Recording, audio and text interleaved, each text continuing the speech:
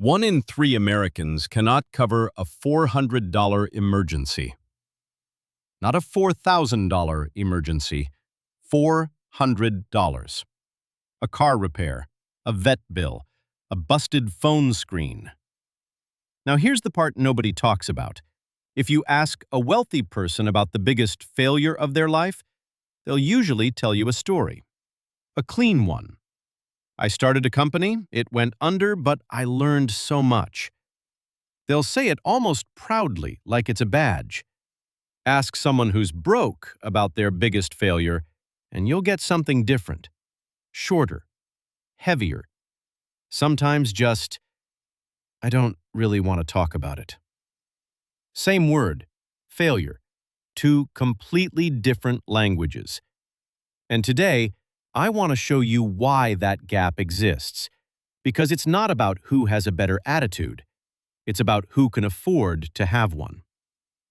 Let's start with what the pattern actually sounds like, because once you hear it, you can't unhear it. Wealthy Americans tend to describe failure as external and temporary. The market wasn't ready. Bad timing. It didn't work out. On to the next thing. Lower-income Americans tend to describe failure as internal and permanent. I should have known better. That's just how it goes for people like us. I knew I'd mess it up. Notice the tense. Rich failure talk lives in the past tense. It happened, it's over, here's what's next. Poor failure talk tends to stay in the present, still explaining it, still replaying it, still trying to make sense of why me. For years, the popular explanation for this was basically, rich people have a growth mindset, poor people don't. Learn to think like a millionaire, fail your way to success, blah, blah, blah. You've seen the LinkedIn posts. But that explanation has a hole in it big enough to drive a truck through. And the research on this is actually kind of wild once you dig into it. There's a sociologist named Annette Lareau who spent years embedded in American families, rich, working class, and poor, literally following them around their homes and daily lives for her book, Unequal Childhoods. What she found was two totally different parenting playbooks, and they weren't about love or effort. Every parent in her study loved their kids. It was about resources and what those resources made possible. Middle-class and wealthy families practiced what she called concerted cultivation. Parents constantly narrated, negotiated, and reasoned with their kids. Kids were coached to question adults, to advocate for themselves, to treat setbacks as problems to be solved and explained. Working class and poor families, meanwhile, practiced what Lareau called the accomplishment of natural growth. The priority wasn't cultivating talent through structured activities, it was making sure kids were fed, safe, and loved, often with extended family playing a much bigger role. Parents used more direct instruction. Kids got more independence, more unstructured time, but less of that constant, let's talk through what happened and why coaching. Here's the part that matters for us. A national study of over 16,000 American 8th graders found that family income, not parents' education, not their job title, was the strongest predictor of whether a kid grew up believing they were in control of their own outcomes. Read that again. Not how educated your parents were, how much money was in the house.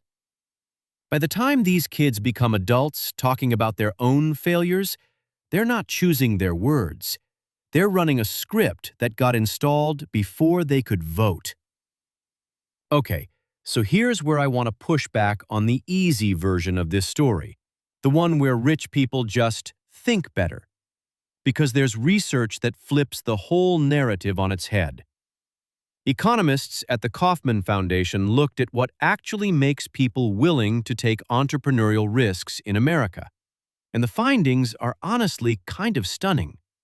When certain states expanded food stamp eligibility, The rate of new incorporated businesses in newly eligible households jumped by 16%.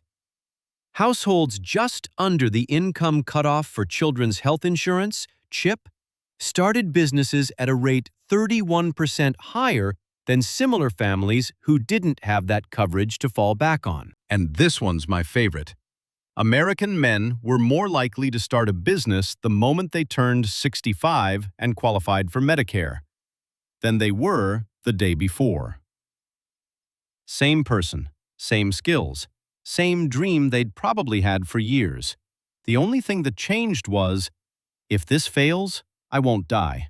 I won't lose my health care. My kids won't go hungry. That's not a mindset shift. That's a mechanical one. Confidence isn't the cause of the safety net.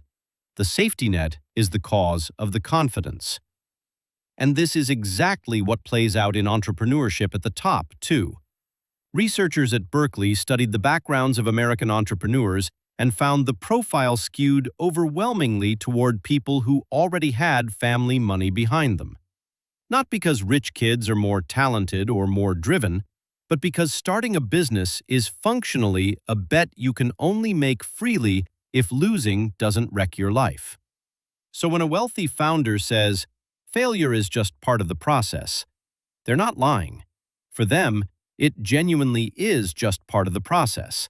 The process includes a net under the tightrope. When someone without that net says the exact same sentence, they're not describing their reality. They're describing someone else's, because that's the only script they've ever heard. Let's go back to that opening number. As of this year, roughly a third of Americans can't absorb a $400 surprise expense without going into debt or borrowing money. Over 3/4 say they have little to no financial cushion at all.